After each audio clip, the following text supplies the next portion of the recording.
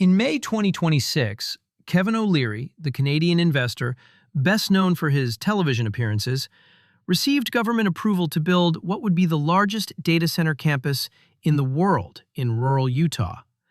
The facility would consume water on a scale that dwarfs most industrial operations in the state.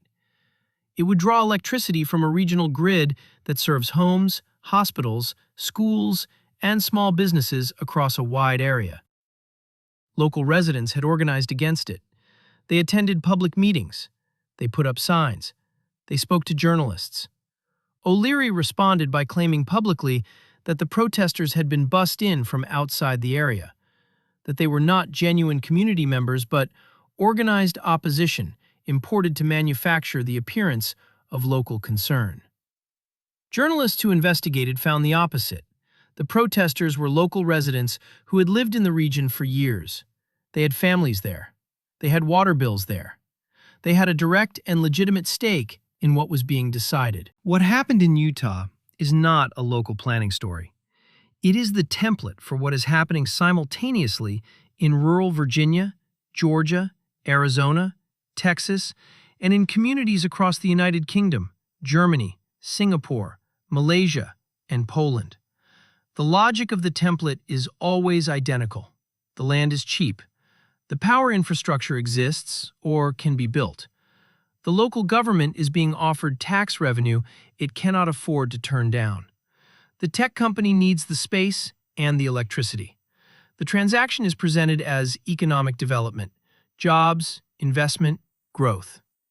The costs that are not in the presentation, the water consumed, the electricity demanded, the grid stress imposed, the infrastructure degraded, are absorbed by the community without negotiation and without compensation. To understand why data centers are being built at this pace and in these locations, you need to understand what is driving the demand. Artificial intelligence does not live in a cloud. It lives in a building.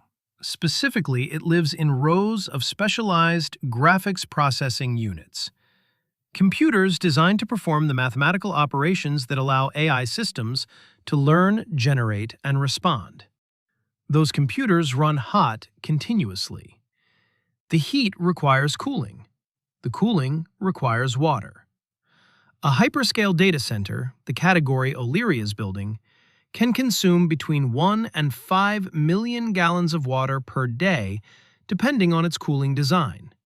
Goldman Sachs projects that AI workloads will drive total data center power requirements up 165% by 2030. The International Energy Agency projected that data centers will consume more electricity by 2026 than the entire country of Japan.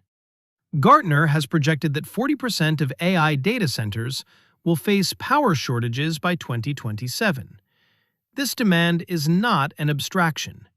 It is landing on specific grids in specific communities right now, and the communities it lands on did not choose to host it.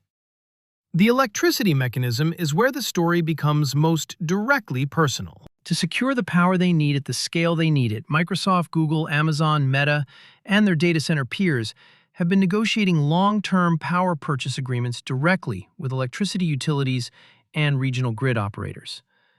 These agreements guarantee the data center a contracted allocation of electricity at a contracted price for periods of 10 to 20 years. They are commercial contracts between private parties. They are not filed publicly. The specific terms, the pricing, the priority provisions, the conditions under which the data center's allocation is protected during periods of grid stress are proprietary and are not disclosed to the other customers sharing the same grid. The households and businesses whose electricity comes from the same infrastructure have no right to see the terms under which the largest users of that infrastructure have contracted their supply. The priority question is the one that most directly affects every household connected to a grid that also serves a major data center. Electricity grids are not infinite. When demand exceeds supply, during a heat wave, a winter storm, a period of unexpected industrial demand, or a generation shortfall, the grid operator must manage the imbalance by reducing supply somewhere. In a system where large industrial customers have secured long-term power purchase agreements with priority provisions, the reduction falls on whoever does not have that contract. Residential customers, small businesses, farms, schools, clinics without backup generation. The data center continues running. The household's air conditioning is reduced or cut. This outcome does not require malice or conspiracy. It is the mechanical consequence of how priority contracts work during constrained supply. And it is happening today on grids in states where major data center build-out is most concentrated. The infrastructure investment required to connect data centers to the grid, new high-voltage transmission lines, upgraded substations, expanded generation capacity, reinforced distribution networks, is partly funded through rate increases applied to all customers in the affected service territory. The household that will never use the AI being trained inside the facility is contributing through its monthly electricity bill to the infrastructure that makes the facility's operation possible. This has been documented in rate cases filed by utilities in Virginia, Texas, and Georgia, where regulators have approved bill increases explicitly tied to the cost of infrastructure expansion, driven primarily by data center demand.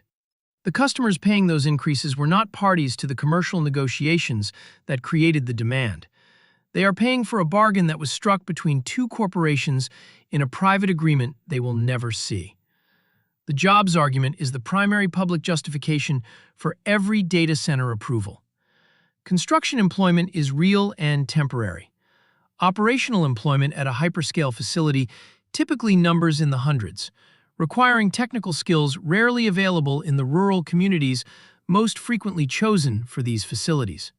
The tax revenue argument is also real, but regularly qualified by negotiated abatements that reduce the effective contribution in the first decade, precisely when infrastructure investment costs are highest. The communities receiving data centers are being asked to absorb permanent water consumption, permanent electricity demand, permanent infrastructure pressure, and a permanent change to their grid economics in exchange for temporary construction jobs, modest permanent employment, and tax revenue discounted by arrangements made before the community had a meaningful vote on whether the trade was worth making.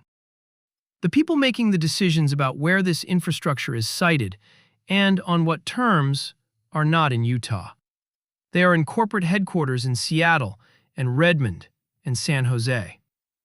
The people absorbing the consequences are in the communities selected for the facilities. Communities whose leverage is limited to the planning approval mechanisms of local governments, simultaneously being courted with tax revenue they cannot easily refuse. The gap between who decides and who pays is the fundamental structure of the data center economy. The scale of the current build-out means that gap is wider, and the communities on the wrong side of it more numerous than in almost any previous episode of industrial infrastructure deployment. The vote that was never held is going to cost someone. The communities hosting these facilities already know who. There is a vote that was never held, a contract that was never disclosed, and the decision that will affect the cost of your electricity, the reliability of your power supply, and the stability of your community for the next 30 years. You are not asked about any of it. The people who made it will never live with its consequences. The people who will live with its consequences were not in the room. Follow now. This channel covers the decisions made in rooms you are never invited into, by people who will never live with their consequences. The data center build-out is one of the largest transfers of infrastructure cost from corporations to communities in modern economic history. Follow so you do not miss what comes next.